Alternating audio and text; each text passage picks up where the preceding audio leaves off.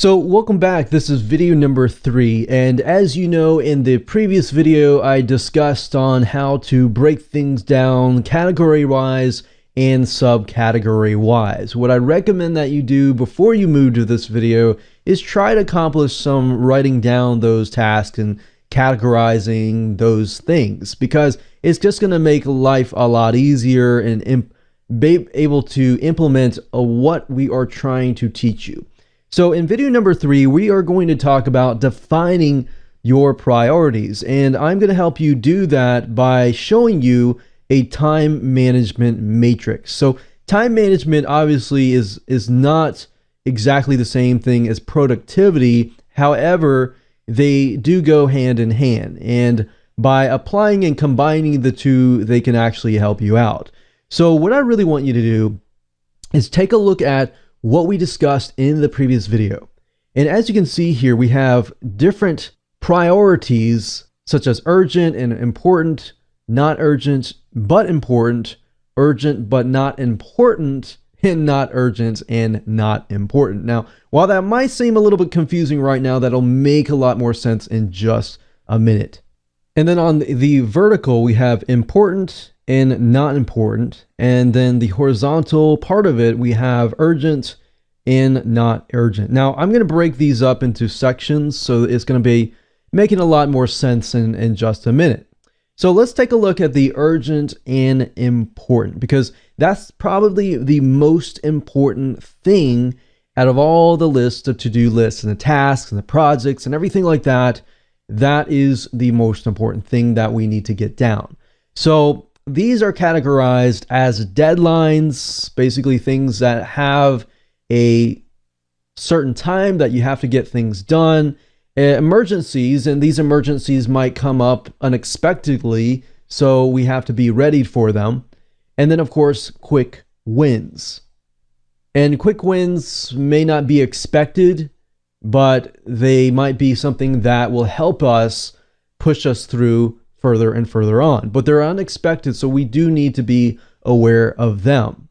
And then, of course, we have the urgent but not important. These things can be such as interruptions, distractions, or they are urgent. Like you might get a phone call, for example, but you realize the phone call might be from somebody who is not necessarily important. So they are interruptions, but you do need to categorize them and say, okay, I'm not going to take any phone calls from anybody unless it's from, my child or from my spouse or whoever that I might deem as important. But up until this point, we might be taking every single phone call that we get. So assuming that it is urgent but not important, and not in the urgent but important category, that's going to help us kind of categorize and prioritize in that sense. And then, of course, we have emails. Emails, in fact, is one of the most distracting thing that a lot of us encounter.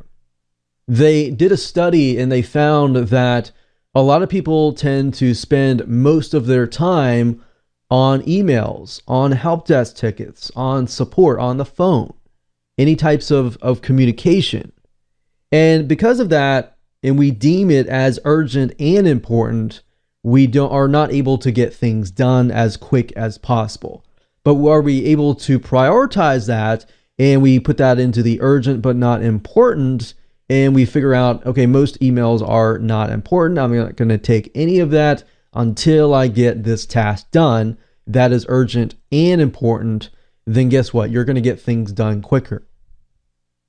And then, of course, unscheduled meetings. So, for example, people showing up at your house, or people, solicitors, or anyone showing up in your office, or that is unscheduled. If it is unscheduled and you're just trying to be nice, then you need to take a look at why you're taking these meetings and why in your mind right now you feel like they are urgent and important, and how you can probably categorize them as urgent but not important. So, for example, if you have open office hours, that's totally fine. But if you realize that most of your time is being spent towards that, then you realize that you need to make adjustments for the sake of your productivity in other areas. So what you're trying to figure out is, are what you're doing right now impacting other areas of your productivity?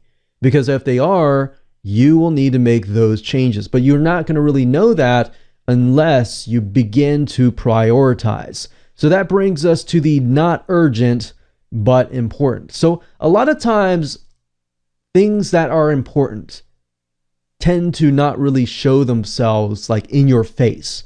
And they might not seem urgent, but they're actually very important, but they're kind of pushed on the side, pushed away, because over time we've tried to accomplish tasks that might seem a lot more urgent and might seem like they're all in your face.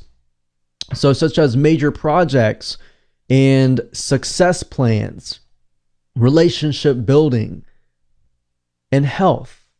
We don't really think about our health. I've talked to many doctors before, and they said that a lot of times that people tend to spend a lot of their time, a lot of their stress comes from work and maybe building a business, working on your career, and so forth. But then at the end of the day, when you're retired, you're spending all of that money towards health. So we don't really think about that, but health can actually impact a lot of these other areas. If you're not healthy, you're not getting enough sleep or exercise, then you're not going to be able to perform as efficiently on getting major projects done. So for example, if you are getting 3 hours of sleep, sometimes work that might take you 10 hours will actually take you 20 hours or 30 hours. But if you're getting the proper amount of sleep and exercise, then that 30-hour project would actually turn into 5 hours or less. So that's why health is so important. But relationship building is because we are social beings as well. So they might not seem urgent because, major projects and, all these other phone calls and everything like that are in your face, but these are definitely important. So you really need to categorize, figure out what kind of major projects may be not urgent and in your face, but definitely important and are preventing you from actually reaching the end goal. So maybe that major project may not seem that urgent, but it's preventing you from going from point A to point C. So see what I mean here? So that's why we need to really, really be careful when we prioritize and categorize things in that sense. And that brings us to the fourth category, which is not urgent and not important. So, for example, time wasters, things that are trivial, arguments.